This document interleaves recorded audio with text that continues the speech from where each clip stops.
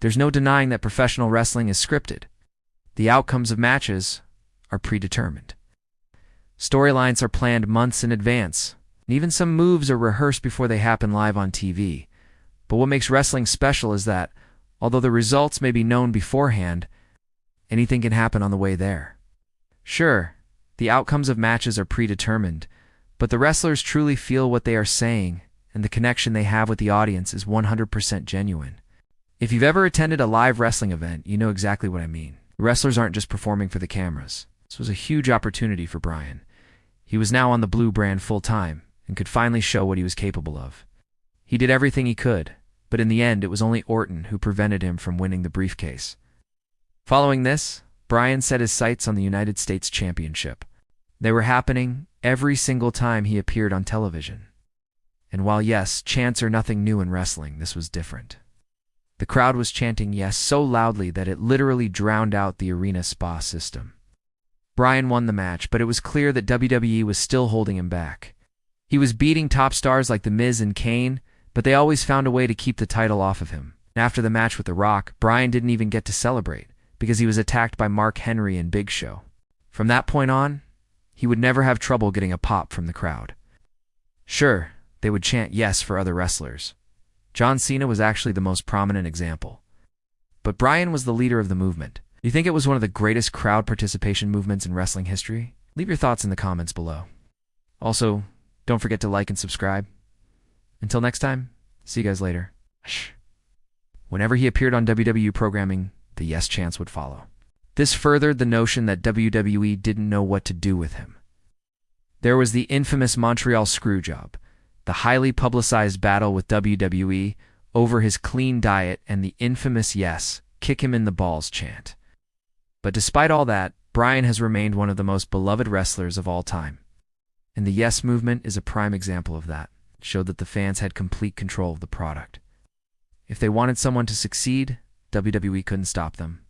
He was too popular to be a heel, yet they kept pushing him into that role. At this point, WWE had to take notice. They tried to ignore the movement at first, but it was impossible to do so anymore. They had two options at this point. They could either play along or fight the inevitable. They chose the former. Every single person in the arena was on their feet, waving their arms in the air. Even if you weren't a wrestling fan, you would have been impressed by the sheer volume of people making the yes sign with their hands. Every single person in attendance was making the yes sign. It was a sea of hands. Michael Cole said it best. It looked like a religious gathering. At this point, it was clear that WWE had no choice but to play along. There were rumors that Bryan would win the World Heavyweight Championship from Jack Swagger. But in the end, those proved to be false. Instead, Swagger retained the title. But here's the thing, it didn't matter, because the entire WWE Universe was behind Daniel Bryan. They loved him so much that they didn't care if he won the title or not. Could lose every match from here on out, but as long as the fans are chanting yes, he will remain a top star in WWE. That's just how powerful the yes movement was. This was a completely organic movement with no help from WWE. All the fans were doing this on their own. And through it all, the yes chants never stopped. By the time Extreme Rules rolled around, the entire WWE Universe was ready to explode. Bryan was challenging for the WWE Championship, and the whole arena was chanting yes non-stop. This time, WWE decided to play along. They gave Bryan the fairy tale ending he deserved. He beat John Cena to win his first WWE Championship. And to this day, it remains one of the most feel-good moments in wrestling history. He defeated the champion, Zack Ryder, by count-out in a non-title match, then again in a title match 2 weeks later. Unfortunately, the next week, a rematch clause was invoked, and Ryder got another shot at the title. Once again, the match came down to Bryan's yes lock, and once again he made his opponent tap out, but this time it was for the actual championship. Bryan was your new United States champion. Over the next couple of months, he started getting wins over bigger-name stars like Kane and Cody Rhodes. This led to a match against the Great Khali for the World Heavyweight Championship at Extreme Rules. In typical fashion, Bryan lost the match, but he made it a point to make Khali tap out to the yes lock, which earned him some respect from the WWE Universe. They were also putting on a show for the thousands of people who paid good money to see them. And when done correctly, this creates an incredibly fun experience for everyone watching, both in person or at home.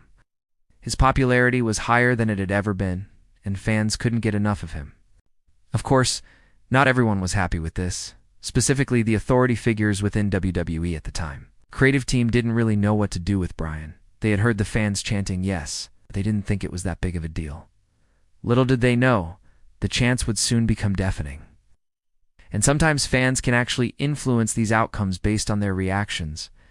This all began during his time in FCW, WWE's developmental territory. Bryan was one of the main attractions, and fans quickly took to him.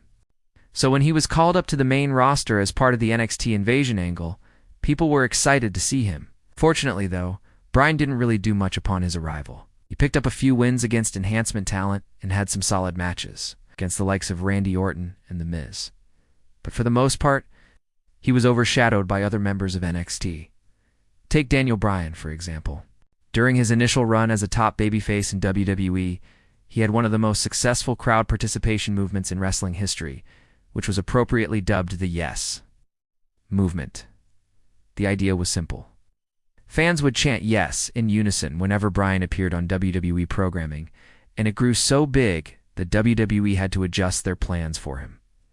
At WrestleMania 30, to put it simply, the Yes movement was one of the greatest examples of fans influencing a product and its outcome.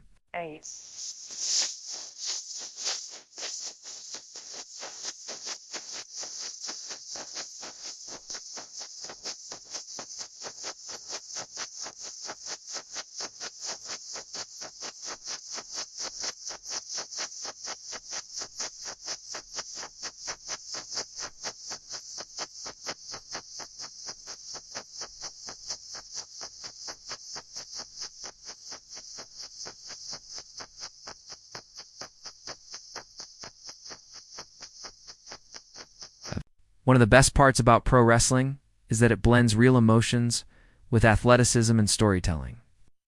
When Daniel Bryan first emerged on the main roster, he wasn't a megastar, but he did have a dedicated fan base. In January 2011, Bryan was traded to SmackDown in exchange for a 2011 first-round draft pick, which ended up being Sheamus. At Money in the Bank, Bryan entered the namesake ladder match. With his first taste of gold in WWE, Bryan was at the top of the world.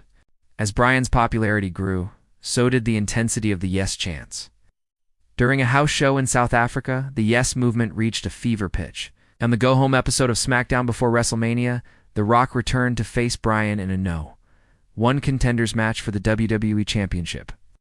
As the WrestleMania 29 pre-show got underway, the Yes movement had only grown. After WrestleMania, Bryan continued to feud with Mark Henry and Big Show. He even had a brief program with John Cena.